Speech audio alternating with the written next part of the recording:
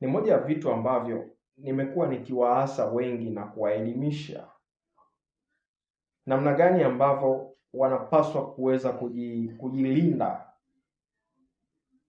na kutoka katika utegemezi wa madawa na kuanza kujitibu wenyewe kwa kutumia vyakula.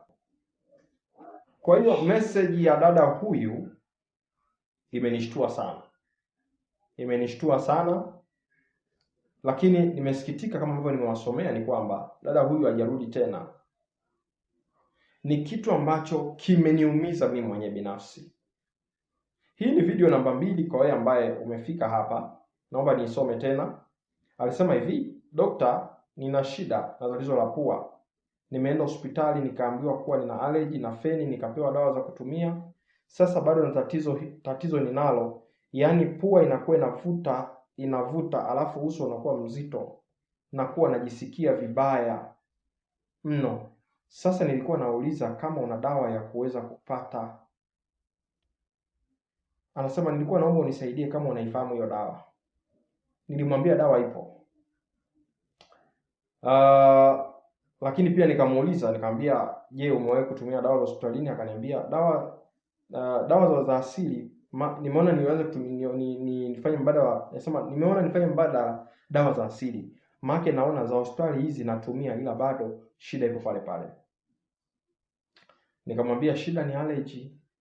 Allergy ni lifestyle. Ukibadilisha unakaa sawa. Lipia huduma ushauri na saa kiasi hicho, nitaongea na wewe kwa kina. Anasema sasa nawezaje kubadilisha wakati sehemu ya ofisi ninayofanyia kazi hairuhusiwi kuzima feni? Bosi hataki kabisa feni izimwe.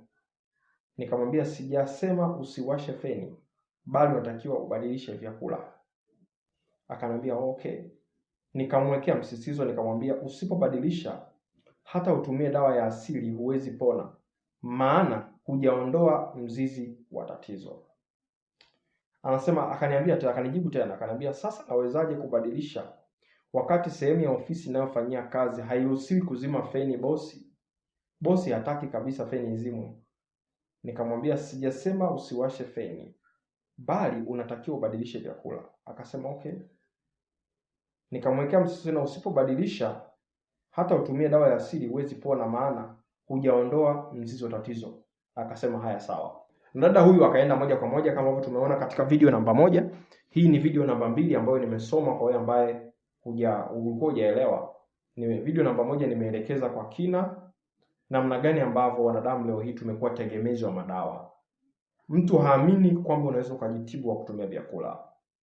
Hatuamini kabisa juu ya hilo. Lakini lengo hasa la Dr. Kuboja ni kutaka kuwasaidia Watanzania ambao wana changamoto mbalimbali za kiafya watoke kwenye utegemezi wa madawa, waanze kujitibu wenyewe kwa kutumia vyakula. Hichi ni kitu ambacho kinawezekana. Wewe unanitazama, inawezekana. Una kisukari, una pressure, una changamoto na ugonjwa wote mkubwa, kasoro tu ugonjwa wa ukimwi. Lakini haya magonjwa mengine ambayo yamethibitika kwamba ni magonjwa ya lishe, tuna uwezo wa kukutibu hata bila dawa, kupitia program tu mbalimbali za lishe, kupitia program mbalimbali za vyakula. Tumeona kwamba watu wengi hawaamini kwamba kisukari kinatibika. Lakini unapokuja kwa Dr. Kuboja ni siku 90 unakuwa umepona kisukari. The same katika swala la pressure, watu wengi wamekuwa ni wahanga wa kumeza madawa, jambo ambalo linazidi kuongeza tatizo miaka na miaka. Lakini kauli mbiu yangu ni moja, una kisukari unameza dawa miaka 10. Kwa nini kisukari hakiponi? Je, ni kweli unaamini kwamba kisukari hakiponi? Na kwa nini uendelee kuishi katika kuwa na utumwa wa kumeza dawa kila siku? The same kwa pressure ni hivyo hivyo, una pressure miaka kadhaa, umekuwa ni mtu ambaye unameza dawa kila siku. Ni kweli kwamba pressure haiponi? Shida, kuna ukweli ambao wamekuficha, hawezi kuambia. Lakini kupitia Dr. Kuboja hapa utajifunza kwa kina zaidi, utapata maarifa sahihi. Changamoto yote ya ugonjwa wote ulionao, walishe wa nini, utapona na utakaa vizuri kabisa. Kwa ushauri, kwa matibabu ya changamoto ya kiafya, nipigie kwa namba ifuatayo: 0765493645, 0765493645. Dr. Kuboja, suluhisho la mahusiano yako, suluhisho la afya yako.